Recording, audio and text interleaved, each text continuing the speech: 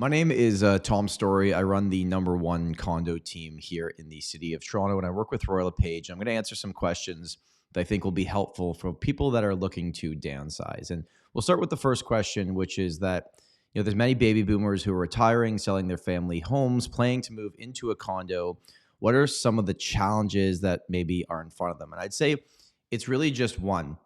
It is that when the market decreases, and we've seen market decreasing over the last 18 months where prices have not gone up, downsizing, you'll actually feel more of the effect where if you sell a property in a market that's going up, that's good because you're going from the more expensive property to potentially the cheaper property. But in a market that is stable or potentially decreasing, potentially you're losing more equity off the top. So that's just something to be aware of. Now, you can't time the market perfectly. You should move when it makes sense for you, and it's all going to be based on the equity that you have in your property as well.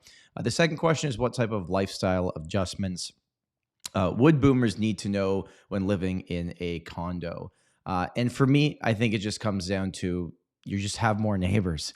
There's lots of units in these condo buildings, and it's going to be an adjustment of not knowing who your neighbor is going to be. Condo living comes with a lot of benefits. You have great amenities. Most of these buildings have concierges. I actually think most of the adjustments are great.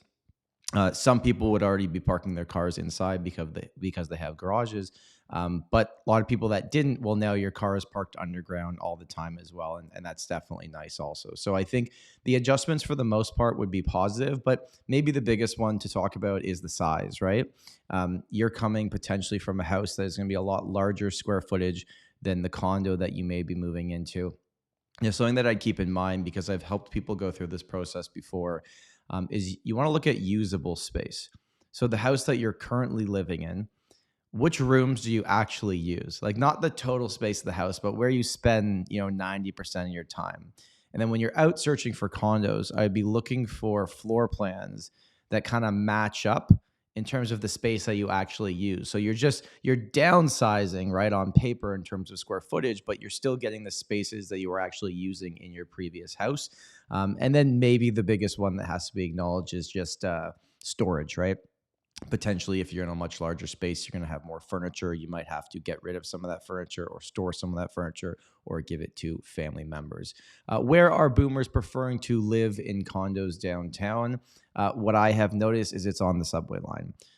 People want walkability. They want to be able to walk to their coffee shop, to their grocery store. They want to have everything within like that 1 to 2 kilometer radius.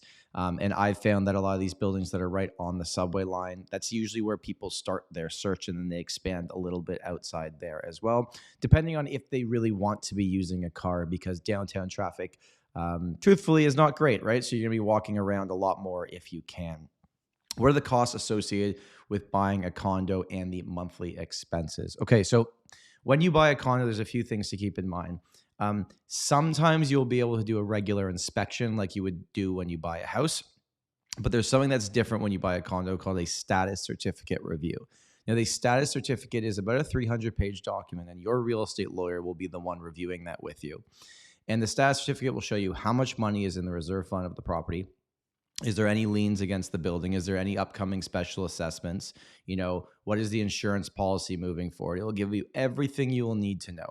Now, your real estate lawyer will read through that and let you know if there are any red flags. And any offer you make on a condominium property will be conditional on you having that status reviewed and you being satisfied with that document. So you are fully covered. Now, another thing to keep in mind with a condo, depending on if you're going to have a mortgage when you buy this property, because that's going to be obviously one of the payments. The other two is number 2, which is tax, which would be the same for the property that you're currently in. But then number 3, which will be newer for you, will be maintenance fees, monthly maintenance fees. Now, maintenance fees for condos are calculated per square foot. So the bigger you have space, the more maintenance you will pay because you own a higher percentage of the building. Now, maintenance fees run anywhere from 80 cents to maybe $1.20 per square foot. Typically, they cover pretty much everything other than hydroelectricity. So that would be the only bill you'd have to pay. Some of the newer buildings, they don't cover water, but then some of the older buildings, they cover absolutely everything. So a lot of people look at this and go, what am I paying for? Well, you're paying for the concierge. You're paying for the insurance that the building has, right? You're paying for all the things that need to be done, the window washing, the power washing of the garage. You're paying for absolutely everything. And you have the expenses that are similar to this with a house, but they come in lump sums when you have to redo the roof or the AC or the furnace. With a condo building, you want to make sure that there's a healthy reserve fund so that you're totally set, that if there were to be any big expenses in the future, the building is in good standing financially. Another thing that you can do is you can take a look and see how many properties have sold in this building in the last 12 months. And if a lot of properties went up for sale that didn't sell, it's maybe like, okay, well, why did that happen? I'd want to be buying into a building where a lot of properties are selling and they're selling fairly quickly, or maybe there's not a lot of turnover and that's a good thing because people like to stay there. Is there a lot of active inventory available for the condo market? And the short answer is yes. As of recording this, if you're a condo buyer, you have the negotiating power.